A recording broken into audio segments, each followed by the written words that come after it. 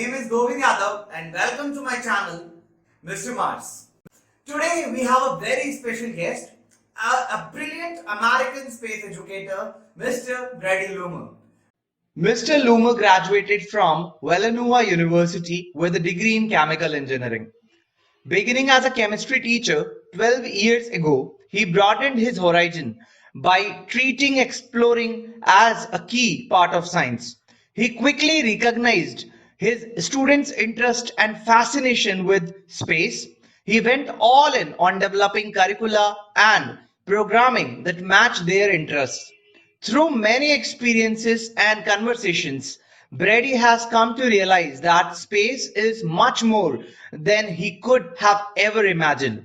Space is so many things, but most importantly, it is an embodiment of humanity and its desire to explore the unknown. Space is for everyone, and it is his life's mission to bring it to his students all across the globe. So you started as a chemical engineer, then you pivoted your career being a chemistry teacher, and now you are a global space educator. So, how in words you will put your entire journey of being a space educator? And while you do that, do highlight that how you introduced space learning to your students. So I started as a chemical engineer, and when I switched into education, my skill set was chemistry, and there are not many chemistry teachers out there, so a high demand, great.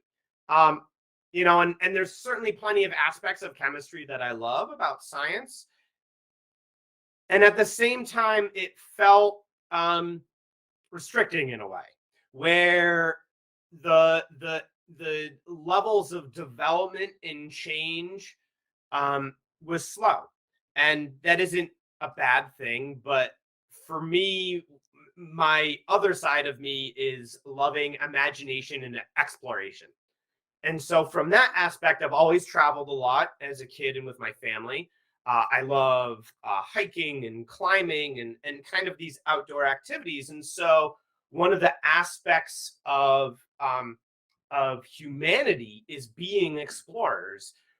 The only reason humans evolved into where we are right now is because we left the interior of Africa to hunt for food sources and to find better places to live. And that took a willingness to explore and to try out new things. And that's what led to humans populating the entire earth. There's not a continent where humans don't live. And so, you know, that core aspect was something that I felt had to get to students. And so I started an elective called Exploration Sciences, Land, Sea, and Air. And so I tried to focus a little bit more on biology, but just because students were about that age in their normal disciplines, where they were taking biology classes. And so I actually focused more on land and sea exploration. So talking about like sea explorers like Ernest Shackleton, or land explorers Lewis and Clark, all these different famous explorers, and how they've begun to understand the world, um, you know, aspects of humanity and colonization, and why do people move across the earth in the way that they do, why do you explore, all these various aspects. And then I touch on space because that's obviously the next extension off of once you're understanding things on earth, then understanding things off of earth. But where I saw students' eyes light up the most and get the most interested was where we started talking about space. And so it was actually one of my smaller units and not one of my larger units. And so after really only a year or two of doing that, and this was fairly early in my career, second or third year, it dawned on me that, well, if this is where the kids' interest is, maybe I should start focusing on that more. And so I also noticed that I would frequently, and I still do to this day, have days in my chemistry class where I kind of pause lessons and I just let them ask me any question that they have. What are you curious about? And I will answer it as best as I can. And things from evolution to whatever's on teenagers' minds, to like advances in science, to black holes, and a lot of questions would be around space stuff. And so that's where I saw that there was this need that kids don't know enough about these things, and at the same time they're interested in these things. And so that's where I kind of really shifted that elective to where I really focused purely on space, and I still involve the basic understandings of what is exploration, why do humans explore, what purpose does it serve. um, I still do that, but then it really comes through this lens of just space. And so from there, I've also evolved that course to doing space technology. So there's a course that focuses just on space and all the aspects of space, like business and science and government and policy, and all those things. And then also space technologies, where you're kind of talking about the engineering side of things, but giving kids an opportunity to build their own rovers and figure out the simple aspects of mechanics, since a lot of them haven't had those experiences. Flying drones and the excitement of flying drones, and figuring out the concepts of flight that are best learned by doing it, and then building rockets. And so through that aspect, I was never an expert in those things.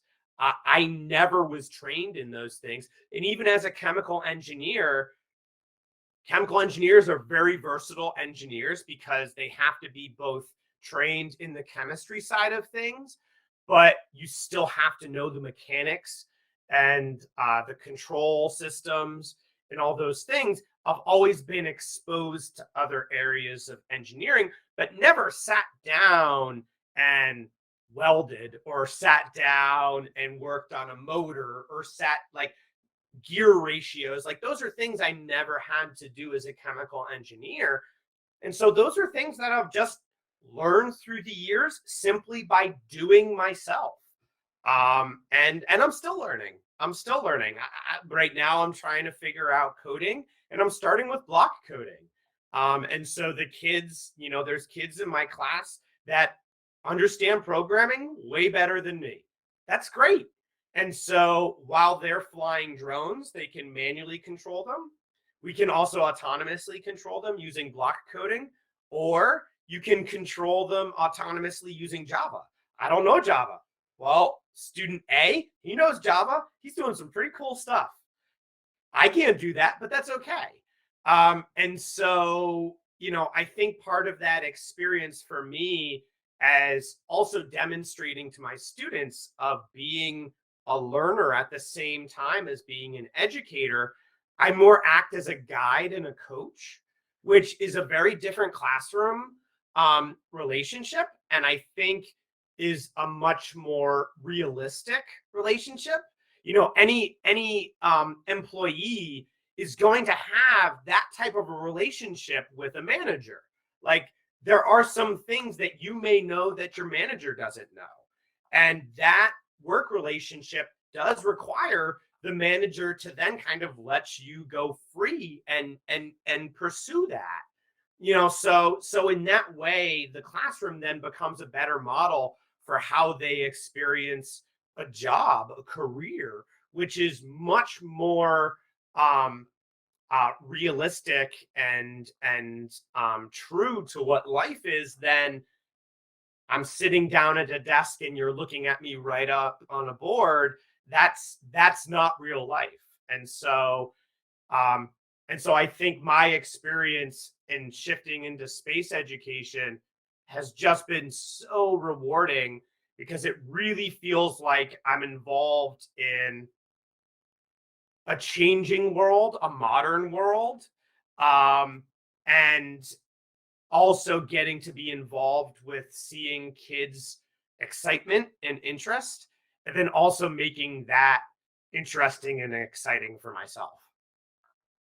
The next question is quite pointed to the role of space educators and how they can make their approach more efficient. So, as a space educator, what do you suggest that when it comes to space learning, what type of areas or topics one should cover to really introduce space as a whole to a young mind? Best thing that you can do with certainly younger kids is just allow their brains and their hands to run free. And so give them opportunities to find their own excitement in what they're doing with space. And what I mean specifically with that is like when you can get them thinking about planets. Okay, yes, we know our 8 planets, but there are exoplanets. What are exoplanets? Planets outside of our solar system. Great. We don't know what they look like. So let kids design their own planets. There is no right and wrong from that aspect. You know, aliens exist. They do. Statistically, they do. Have we ever seen one? No. Imagine what they could look like. Are they little green people? Probably not, but they could be. So imagine. And so using the imagination opens up their brains to what could be possible. And then as they begin to examine those things as they get older, then you can kind of be okay, little green people. All right, maybe that's not so realistic. What could be realistic? Oh, microbial life. Okay, that's perfect for a high school biology class. Like those types of things. But certainly when they're younger, allowing their brains to run free with the excitement of it all is really important. From off of that, the working with your hands, building rovers that can, travel on another planet, building rockets that will get you to another planet. Who cares about how big or how small? Like, does it work aerodynamically? It doesn't matter. What matters is that they're engaged with something that they want to be engaged with. And then the guardrails as they come up are like, oh, okay, now that I'm older, okay, as I understand physics, oh, that can't work. All right, what can work? And so I think what's really important again for educators is not feel like you have to be restricted by really specific things that they have to incorporate. You don't have to teach 8-year-olds the laws of physics from the aspect of aerodynamics, etc. Gravity, sure, what goes up probably will come back down. So those simple things, but allowing their imagination to run with it are really important. Um, I think going back to what I had said in an earlier question is, normalizing it a part of your classroom language is just so important. Um, and when you're doing reading time, reading science fiction books, reading picture books that have astronauts or aliens or just other worlds, like stories, songs, movies, TV shows, pictures, artwork, all those things are just ways for it to stay present in kids' minds that as they are growing older and older, they can then take what they want um, and the things that they enjoy out of those experiences and begin to match that with their skill sets as they realize the things that they get um, they feel they're gifted at. Short example: a student that isn't interested in engineering, um, or science or technology, still has a wonderful, useful place in the world of space. Say they're a wonderful writer. We need communicators and journalists. We need people that can think about science fiction and excite people's imaginations and curiosity. We need people that can write movies and act in movies that show the possibilities um, of what could happen. We lose sight around space sometimes when we think that it's only this technological endeavor or exploration endeavor, when there's so many aspects of it that other people with different skill sets can really be involved with. Um, and so I think, again, part of that normalization of it just kind of always being there then allows kids that, yeah, they may not be an engineer, but that's okay. You can still find space fascinating and love all the aspects of it and still use your skill set, which may not be engineering, and still contribute greatly to the pursuit of something that really does improve um, everybody's lives. And so, again, math word problems. Talk about asteroids when you're counting things. Talk about planets and stars when you're counting things or multiplying things. Like all that type of things that would happen in a normal classroom, both elementary all the way through a more specific discipline in high school and secondary school, has places that space can be inserted and allow students to engage in it. So when we see the spectrum of the entire space education, there are a lot of complicated topics. For example, understanding of the universe, Big Bang, cryogenic fuels working for rockets to Moon and Mars. So according to you, what would be the most appropriate age group that educators should consider to introduce such space learning programs? In a way, kids can never be too young. I would say that middle to late elementary school would be a great time um, for educators and schools to really kind of start to dive deeper into those things. And a part of it isn't necessarily focused lessons, but normalizing a lot of those things, because children are really going to be easily excited, and anything that piques their curiosity is going to become this self-motivated thing that they want to be involved with. So even younger, so early elementary, even things as simple as reading books, science fiction picture books that are involving space themes, kind of gets those things um in front of their brains, and kind of begins to build that foundation of where that's a normal part of their life and it's not something that is unusual to them. And then right when you hit that middle to late elementary school, you can get into that more content driven, like talking about the solar system and talking about some really basic but super fundamental and important aspects of space, like distance and time. Going places takes a lot of time. Like, you can't just miraculously land on the moon. Like, those are really important things for kids to understand. And if they're able to grapple that at a lot younger of an age, then they're kind of the groundwork is set, so that once you start getting into secondary and older age groups, that you can spend the time on those more in-depth physics concepts, for example, or beginning to allow them to kind of explore and understand those deeper connections between how space technology will impact their daily life. But the simple fact is, if you don't lay that groundwork early on, um, there, if you introduce it later, it's like this magical thing that just happens, and it's not.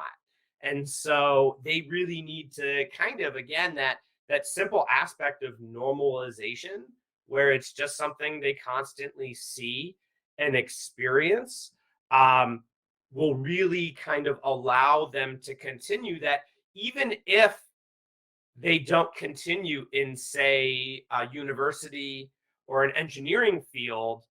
Those They become a educated citizen that knows the importance and is willing to back those things as they become a member of society, and that it isn't this foreign thing to them that they're like, why are my tax dollars going to this? Like, oh, I know exactly why and why that's important. Oh yeah, I have no issue with that. And so having that have become a part of that culture early on just will carry through, um, up until they become adults and members of a larger society. When I go to multiple schools and universities and colleges as a space educator, I see there are a lot of educators ask me, sir, I wanted to introduce space learning to my school, my college. How, but I don't have those skilled workforce or trainers to introduce such type of activity. And it's really obvious. So how do you propose that the regular science teacher or a maths teacher or maybe a history teacher can consider introducing some sort of facts and information related to space learning in their classrooms? I serve as a perfect example. I do not have a background in space science or astronomy or earth science or any of that. My background is as a chemical engineer turned chemistry teacher. And so how through the years I've gotten to the point that I'm at is treating myself as a student, treating myself as a curious human, and taking opportunities to just explore that. And I think that it does a nice, it has a double purpose in both. It allows me to find enjoyment in learning, just as if I'm a student or one of my students, which also becomes rewarding. And so, it's never too late for educators to continue to learn and to pick up new subjects. And I think through that lens too, you don't necessarily have to be the expert, in the sense of there actually are not that many um, highly expert teachers in these things. There are earth scientists, but they also kind of dabble in, yes, the space science. There's astronomers, great, and ones that teach astrophysics. However, the field of space is more than just those science concepts. And so, what a space educator can do is really involve all of those things and connect it to the lives of kids and their families. Um, and all that takes is is learning on your own. And so where I started is really simple things of like news articles, keeping yourself updated on what is happening within the space industry. There's a great publication that's free called Space News, and they have a daily newsletter that comes out with the daily news. I read that nearly every day. Um, Conferences, there is a conference specifically for space educators that range from people that are very experienced to people that are just beginning. That's called SEEC, SEEC, out of Space Center Houston. And they've now moved from both a in-person conference to an in-person and virtual conference. So you don't need the travel at the same time. Um, Things like podcasts, and podcasts can vary from, for instance, out of the Washington Post, there's a podcast called Moonrise, and it was a limited series, but it basically gives this in-depth history of how the Americans in the space race led to the Apollo moon landings. Um, but it's fascinating in terms of learning the politics behind things and the inner workings and the tug and pull of should we do this, should we not. And then there's plenty of other podcasts talking about the scientific side of things, the science fiction side of things. I love movies, watching movies, and then researching afterwards, like what is actually realistic in this movie and what is not, what is just for entertainment purposes. Those are actually really educational. So, for instance, Apollo 13 is a highly factually based movie. Yes, there's some drama to it, but actually a lot of it is it based in real science and engineering. Um, Movies like Interstellar, some of the astrophysics concepts in it are very true. Does that technology actually exist? No. So that's science fiction. And so there are aspects of that there you can actually learn from. Um, but at the same time also be kind of entertained at the same moment. And so I think if you just kind of adopt this idea of everything is an opportunity to learn, you will always be able to then find things that you can incorporate and investigate with students that both fits their level and need not be like, you do not need to be an astrophysicist to teach children about space. You don't. um and I think that should hopefully take the edge off of this high expectation of where you should be. You don't need to be there. And again, part of that is who are you teaching, who are you learning alongside. um and and you can kind of take it as far as you want to go with it. And I think it need not be something that is too difficult to attain. um I truly believe any educator, no matter the age group that you're teaching, can incorporate any aspect of space into their lessons and into their daily classroom. Why do you think the schools of developing nations or emerging nations should introduce space education and learning into their school curriculum? I mean, simply put, space really is the future. And the technologies that are developed for space is the future of technology.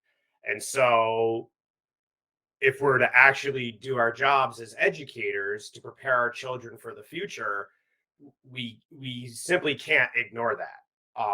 And part of the thing about space is that it it involves so many other aspects of life on Earth that it isn't as big of a shift from talking about things that happen here and technologies that happen here, um, and connect it to the things that can occur in space. And frequently, all of those concepts, those things that usually are typically covered in normal education, are very much a deep part of um, of the work that happens in developing both technology and exploring and all those things um, in space. And so again, the fact is that that is where industry and economies, national security,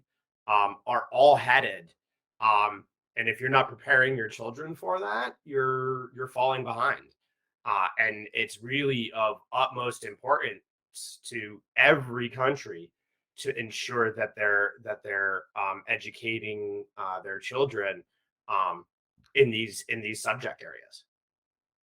Okay, so when we talk about space, on global scale, there is an assumption. Number one, space is hard, it's complex, and number two, space is damn costly.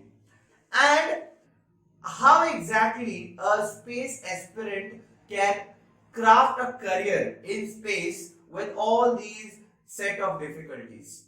First, space is expensive, space is difficult. But And it's a very big but. Those are not two viable reasons to not do it. And I mean it like this, is that just because something is difficult doesn't mean people can't learn it.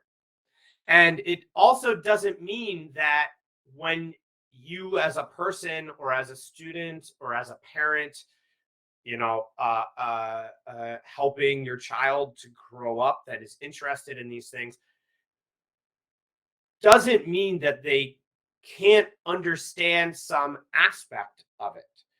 There are few people that are geniuses in the way where they fully understand every aspect of space and space exploration. It is why it takes hundreds and thousands of people to have first put a man on the moon back in the 1960s. That was not one person. That was a large group of people that had different expertise and specialties to do it. And so just because, yes, it might seem like it's really difficult and technical, it does not mean that a person needs to be educated in every aspect of it. The mechanical engineer will focus on the mechanics of it. And even the mechanical engineer that is, say, designing body or structure of, say, a rocket, they're not going to be the same person that deals with the propulsion system. Someone else is going to be working on the rocket engine and the fuel and the delivery system. And then there's going to be a computer scientist that's dealing with the control system and how the flow of the fuel into that engine works and how do you turn it off in an emergency. Like, those take so many people to do.